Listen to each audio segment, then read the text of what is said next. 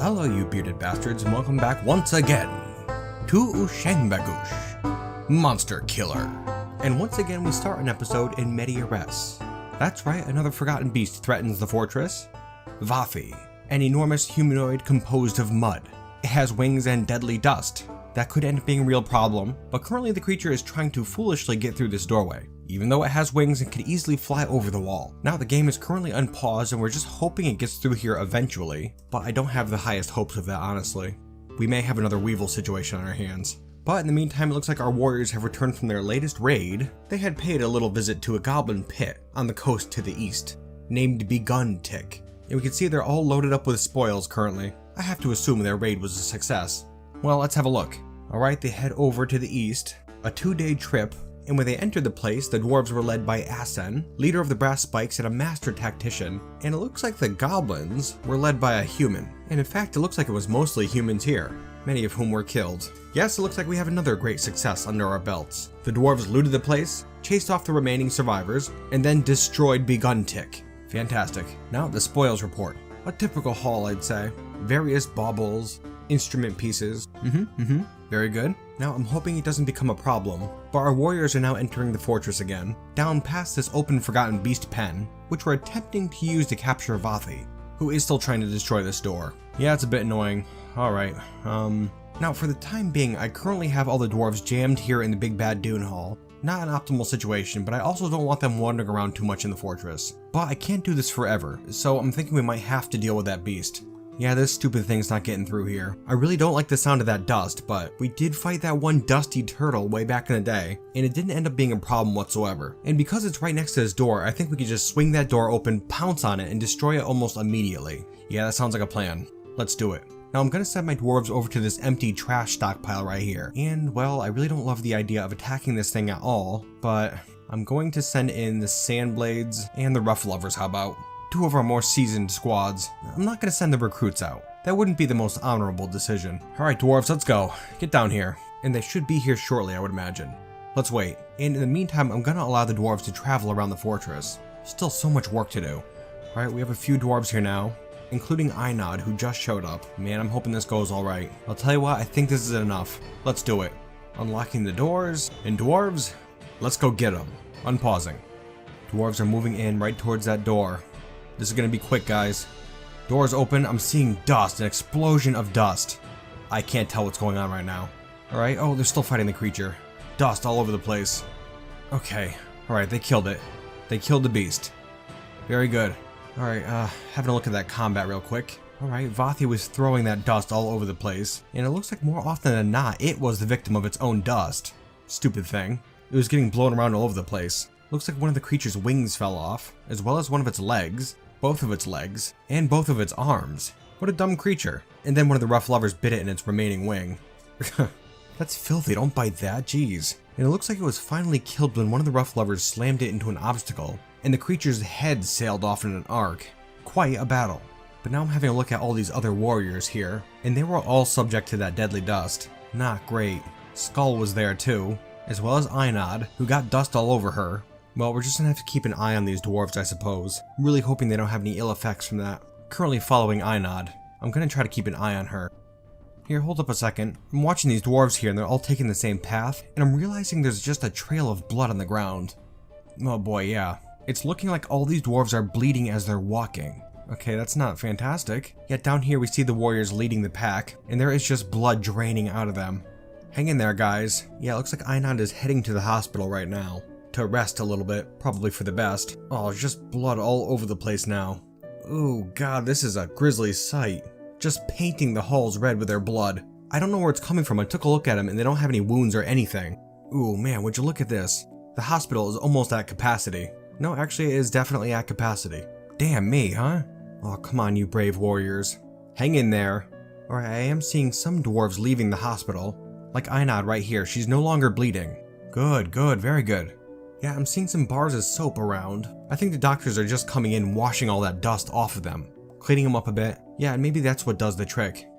Interesting dust. Well, the creature was made out of mud, so I'm picturing like tiny razor-sharp shards of stone. Maybe it was embedded in the mud and it got all up in their skin, but it looks like a general washing takes care of this stuff, so it's really not that bad. Well, I suppose we'll get this beast memorialized in our museum. It's certainly a memorable one. Just make sure to wash your hands up after you get it in here, dwarves. Just wonderful. Man, I'll tell you, these dwarves are great. Nothing can take them down. Mark my word on it. And now that the warriors are no longer leaking blood, how about we head out on another raid? It's springtime, the dwarves are feeling good, tired of being cooped up, and again, we have to make sure those goblins stay down. We have no reason to let up at this point. Remember, we would really like to push those goblins farther north. We don't want any of their settlements anywhere near us, you know? Alright, so let's take a look here. We have these 5 pits over here, all destroyed, as well as Dyke Horror, their capital, and I don't know if we'll be attacking that place quite yet. There's about 1,000 goblins here, and at most we can muster 70 dwarves. And on top of that, the dwarves have heard rumors of a dark presence that lurk those halls. A shadowy creature said to lead the goblins. Now that could just be some rumors spread by the goblins. In fact, I'm almost sure it is. But, you know, there are plenty of other targets. So yeah, I think we'll hold off for a bit. Yeah, in fact, there are 4 more pits just to the east of the capital, as well as a second fortress, Maze Monstrous, with 750 goblins. Now, if we're going to attack a fortress, I'd say this should be our target. It would still be very dangerous, I'm sure, but they are just a bunch of goblins, right? Yeah, I'll tell you what. How about we take a stab at it? We will raid this site. Raid Maze Monstrous, and we'll also attempt to raise it. We don't want this place here. And as for squads, I think we'll send the recruits, Silver Kings, Oily Wasps, and the Granite Hoods, as well as the Rough Lovers, Griffins of Steel. Hell, I'll tell you what. To hell with it. We'll send everyone. If something happens to the fortress in the meantime, we'll figure something out. I'm not too concerned.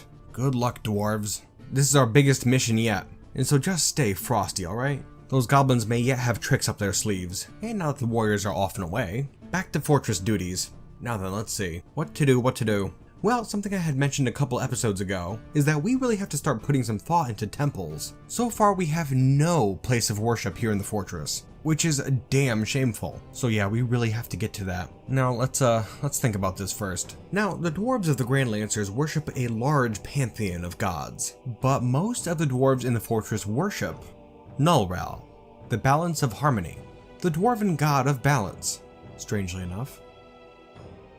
Nural Nathir, Zudenduth Nur, Fmir Okol Ashokradith, Dural Dabas Tanath, Burdan Balnamar. Nullral, the balance of harmonies, my keeper and guardian, hear my voice in this time of instability. Honor me with divine equilibrium, so that I may once again tread your gray path. Nullral Nathir. Nullral, the balance of harmonies, is a deity of the Grand Lancers. Nullral most often takes the form of a male dwarf, and is associated with balance. Nullral is the one responsible for keeping these dwarves in a nice balanced mindset. He's the reason we don't go for all-out war with our neighbors, and also the reason we're not total pushovers either. It's because of him we have our library, as well as a barracks. Everything in balance. And so I think our first temple or shrine, whatever it ends up being, will be dedicated to Nullral. It's only suitable. Alright, how about we make a temple, over here? Yeah, I think that sounds like a plan. Nice and central, balanced right in the middle of this whole area here. Kind of suspended, perhaps? I don't know, I just kind of have a vague idea going. Well, let's get to work and see what happens. Yeah, I think that'll get us started. We have a couple of supports here. 4 of them. And I'm gonna have them go up, and they'll be holding up the temple itself. And I have no clue what it's gonna look like. Just going with the flow, really. Oh my. That's not great. A vile force of darkness has arrived. And all of our warriors are currently gone. Like, literally every single one of them. Ugh. That's what happens, I guess. Hubris. Stupid. Alright, let's see what we got. Goblins, beak dogs. Fairly standard. Well, first things first. I'm gonna turn on the burrow. Oh man, this is bad, guys. Real bad. It's currently the 1st of Hematite. Early summer. I did not think we'd be seeing goblins this time of year. I have to assume their scouts have been watching us, waiting for just this moment. Maybe that's why they haven't attacked in so long. Damn us. Here I am talking about Nullral, how he bestows upon us a nice balanced mindset, and we go doing something foolish, like sending all the warriors out at once. So dumb. Oh man, yeah, this is so ugly. What a damn fool. We have no way of fighting these guys back. Oh, and it's looking like a big siege too. Trolls, beak dogs, the whole deal. And unfortunately, we do still have some dwarves up here on the surface, nauseated by the sun, moving very slow. Come on, guys. Oh god, no chance. Oh, this poor dwarf. Just ripped apart by a beak dog. Savage. Alright, well I think that was it for dwarves on the surface. Gonna lock up the gates. There we are. Very good. And we're locked up. Okay. Oh, and this beak dog is trapped here in this small chamber. One down, I guess. Alright, well it looks like the siege has finished filing onto the map, leaving us with 2.5 pages of invaders. Oh geez, and what's this? The Sandblades and others have returned. Just in the nick of time, really. But they don't know we're under siege. They're just gonna continue down to the meeting hall, which is a bit worrisome. They're gonna be out in the open, probably nauseated by the sun as well. Oh boy, this is turning into quite a cluster. Alright, well our soldiers are approaching from the south, and they're heading up towards the fortress, and there are still a bunch of invaders outside. Worse yet, I cannot give them commands right now. So this might get very, very ugly. And before I unpause the game, I do have my mechanics hastily building some weapon traps. Nothing too extraordinary, they're just going to be using spare weapons from the goblins. We have to do something, right? Alright, well back up top, I guess we're going to follow these dwarves. Oh boy, I do not like the looks of this. Alright, we're following Toulon, one of the kings of silver. There are a few more dwarves filing in behind him, and they're moving north, towards the fortress. Oh man, they're going to be spotted very soon. And there's nothing we can do about it. Here come the trolls, so many invaders. Come on you dwarves, hang in there. Alright, I'm seeing a dead troll. Toulon is currently in a martial trance, which is great. We have some more warriors moving in. Keep fighting you dwarves, severely outnumbered. I don't know where the other warriors are. Come on guys. Well, these trolls aren't doing so good. I see a dead dwarf here. Oh, actually that looks like it was Toulon. There's a couple other dead dwarves now. Alright, switching over, we're following Zan now, who just died, never mind. Switching now to Bomrek. Man, I wish we had some of the more skilled dwarves up here. It's pretty much all recruits. Keep fighting, dwarves. I think they could do this. We've already lost a few, though. Oh, that really sucks. Now following Olan, one of the wasps. Yeah, the dwarves are seriously disorganized. But you gotta think they just came back from that raid, assuming the fortress is gonna be totally fine, and they see a line of goblins streaming down into the fortress. And they know there are no soldiers down there.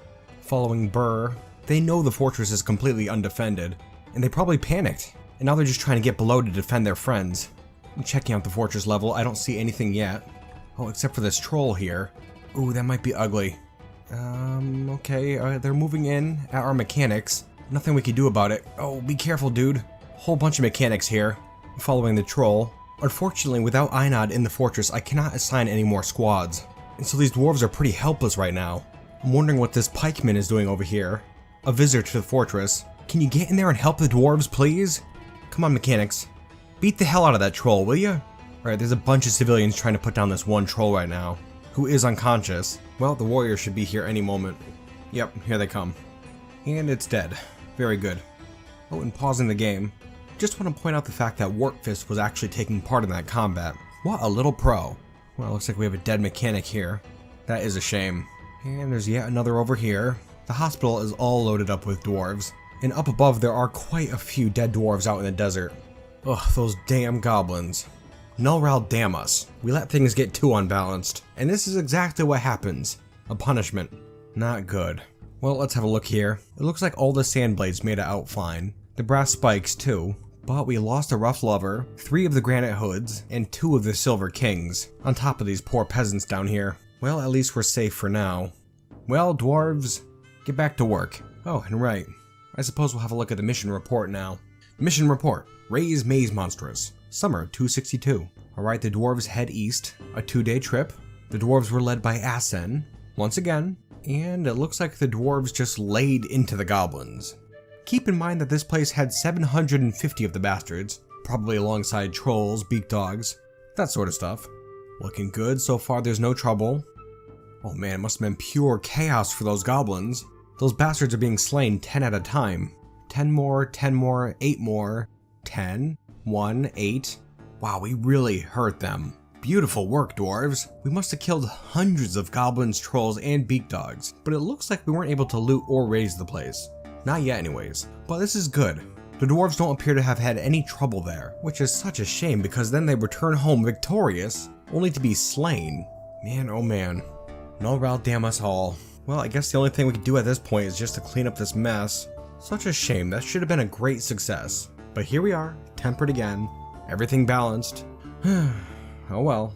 Now, one would think I wouldn't want to go out and attack those goblins right away. Not after such a devastating loss, but I'm pretty fired up right now. We can't just sit around, we have to do something. And so we're gonna have to fill our ranks back up, and we're gonna need 9 bodies.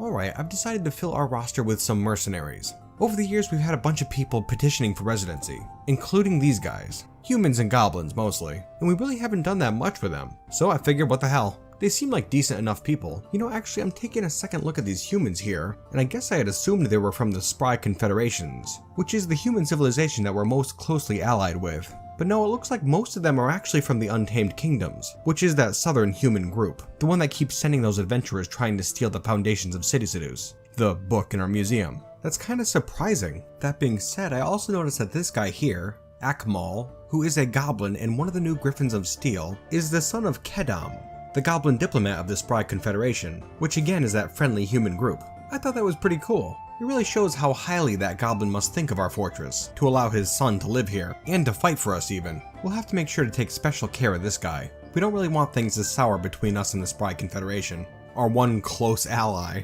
That being said, I suppose it's time to send the warriors off to that fortress, eh? But not before another thief tries to steal our book. There's no way in hell you're getting the thing.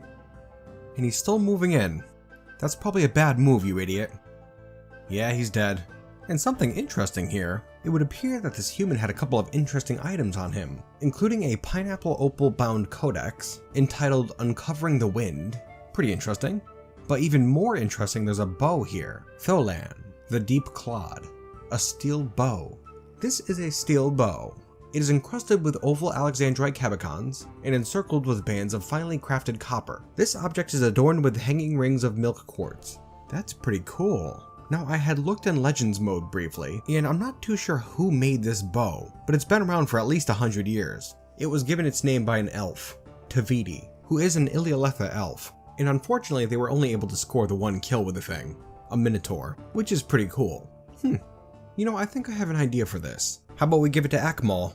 Might as well, right? There's no other bow users in the fortress, and this guy's actually pretty skilled with the things. We can't actually produce arrows in the fortress, but the goblins have dropped plenty over the years, so he's gonna have plenty of ammunition. I figure this guy's brave enough to join our ranks. Why not return the favor? I figured this would be a nice show of mutual appreciation. And hopefully this act will bring our two civilizations closer together. Gods know we need all the help we can get. And those gods do know it. For as the glowering moon looms high above us in the sky, it casts a fell light onto the red sands below. Once again our fortress is cursed with the presence of a were-tapir. The were-tapir Gel Mangupril has come. A large tapir twisted into humanoid form. It is crazed for blood and flesh. Its eyes glow red. Its sandy taupe hair is long and wavy. Now you will know why you fear the night. As if we didn't know already. Yeah, things are about to get interesting. We have a ton of dwarves up on the surface right now, and the creature is not far off. And in fact, at this very moment, it seems to be closest to Akmal, our new bowman. Oh boy, things went from good to bad in a real hurry just now. Well, I'll tell you what, we actually do have a few warriors down here. Some very skilled warriors. I guess we're gonna send the warriors out after the thing. This could actually be over very quickly. That's certainly what I'm hoping for. Kill that beast before it does any real harm. Let's do this. Following the were-tapir. The creature's moving straight in. Sandblade's there fighting it. I'm seeing some pieces. I think it was... I guess it's dead. That was quick. I've got the game paused. Now let's have a look here. Please no wounds.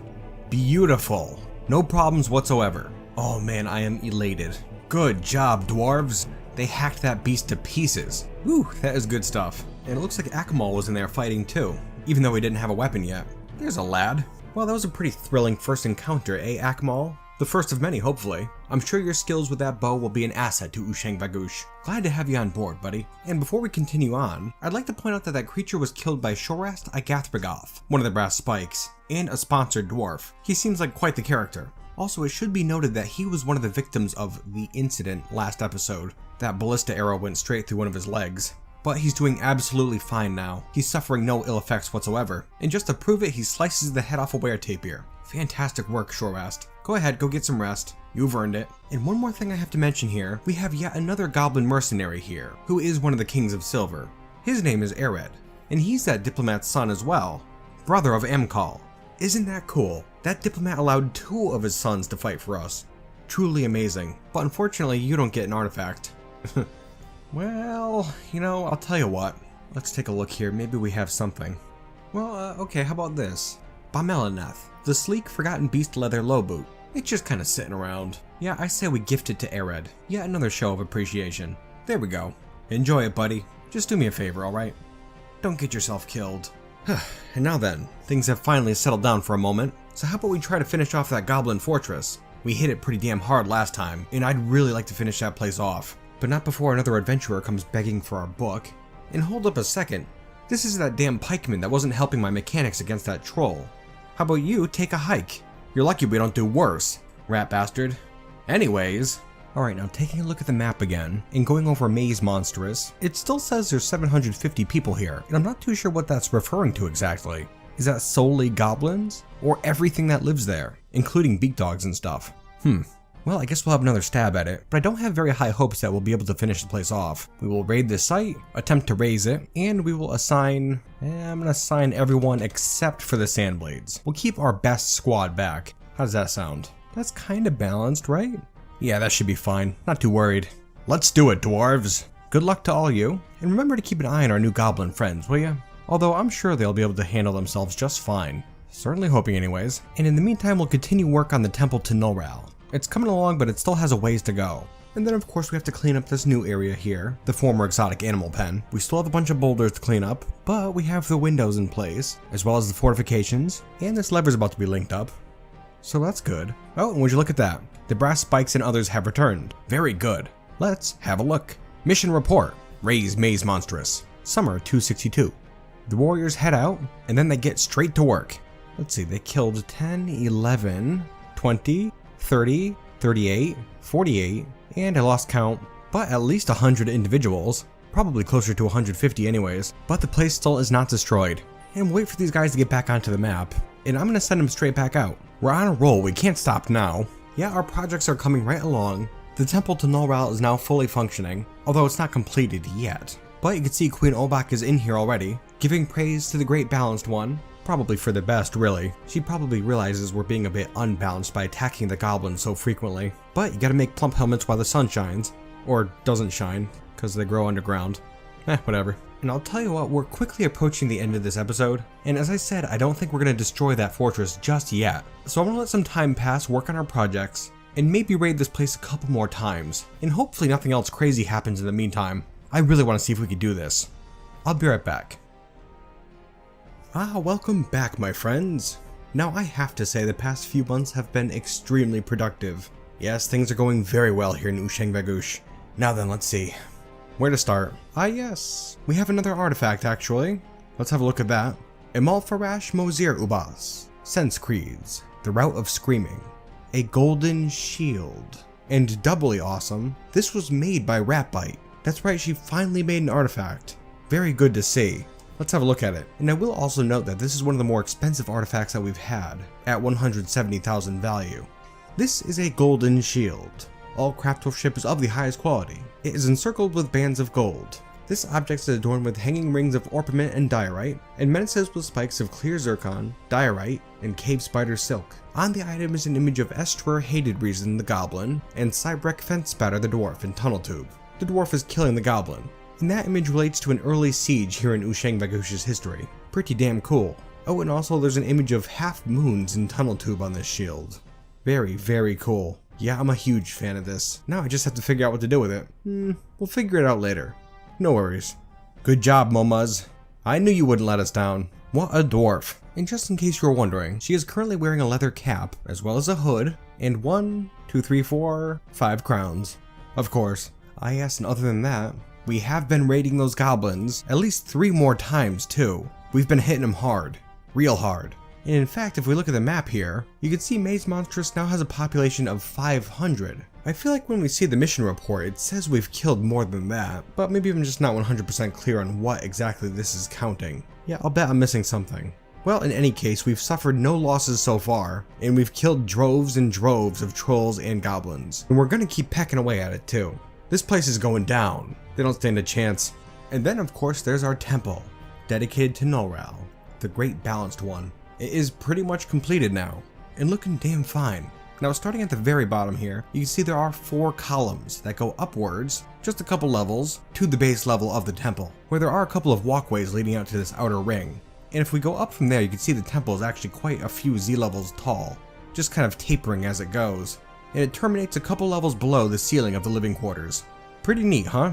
A suitably balanced, if not a little small, temple, dedicated to Nulral, the balance of harmonies.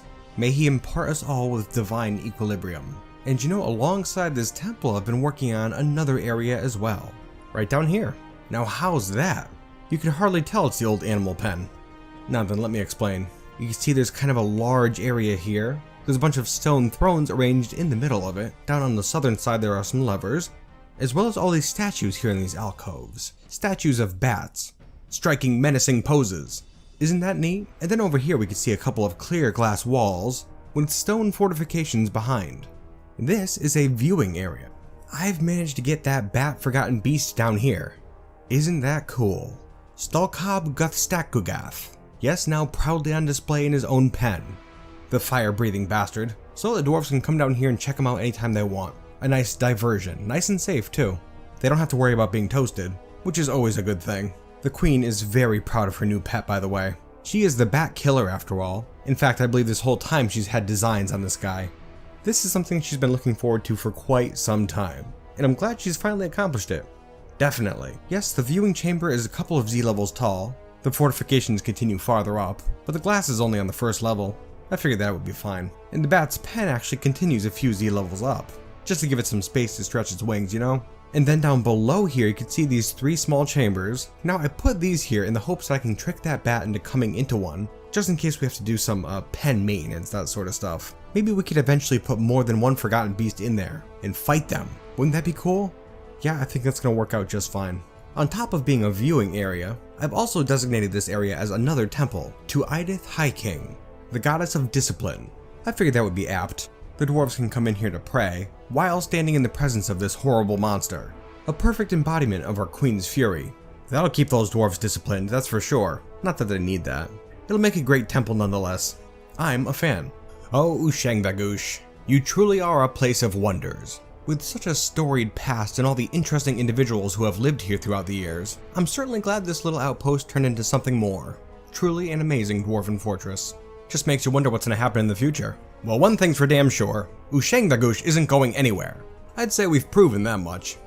Well, you bearded bastards, I suppose I should start wrapping this episode up, huh? I just can't believe we're on episode 20 of this fortress already, and we've been with it for 4.5 months. I'm really glad we stuck around with this fortress. That's for damn sure. And now again we're at episode 20, and you may remember when we hit episode 10 I took the following week off. And I will be taking another week off next week. Yes, terribly sorry, but I will not be putting up a video next week. I have a lot of channel maintenance to take care of, and a bunch of other assorted life stuff. You know how it is. But before I go, there is something I would like to mention. As I had stated a while back, I do have a Patreon account. I'm sure many of you are aware, but I try not to bring it up that much because I don't want to be too annoying with it. I know what it's like to hear that stuff too much, and so I try to keep it to a minimum. But anyways, Patreon. I'll put a link to my page in the description below, and there'll be a link at the end of this video as well. And you know, I gotta say I'm pretty damn excited about the whole thing. I have a goal set up on there, and if I hit that goal, I'm gonna continue doing YouTube videos full time. And I would dearly love to see what I could do if this was my job. I love doing this, playing Dwarf Fortress, making stories, and entertaining you. Every week I put up a video, and I see all your guys' comments, and it just pumps me up so much. Man, do I love it, I'll tell you. And something else I'd like to say is that in my mind, these videos are 100% yours. And I love that. I have no interest in making something that you don't want to see. So I invite your criticisms, concerns, complaints, anything. Just write them to the comments below, and I'll be sure to read through them. And so if these videos are worth it to you, and you'd like to see them continue on into the future, please consider supporting on Patreon. Just $1 a month is more than enough. But please, I urge you, do not stress out about it at all. If you can't support, that's totally fine. Anyways, I've rambled on way too much. I thank you all very much for watching, and I want you to know that I truly appreciate it. And so, until next time, you bearded bastards,